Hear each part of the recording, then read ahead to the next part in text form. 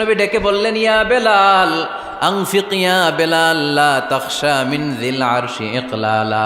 ও বেলাল, আল্লাহর রাস্তায় দান করো, কারণ আমার আল্লাহর ধনভাণ্ডারের কমতি নাই।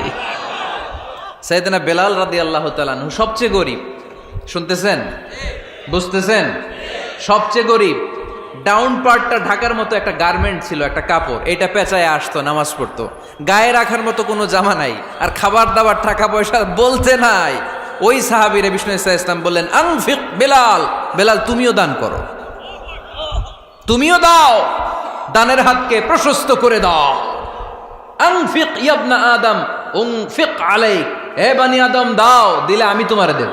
কেজির এটা হুজুরে দিয়ে দিলাম, এরপরে কেউ আমার 20 কেজি দিলে ওইটা ধরবো, ওইটা আবার আরেকজনরে দিব, এরপরে আরেকজন 30 কেজি দিলে ওইটারে ধরবো। কথা বলেন, কথা বলেন, কথা বলেন। এজন্য আল্লাহ বললেন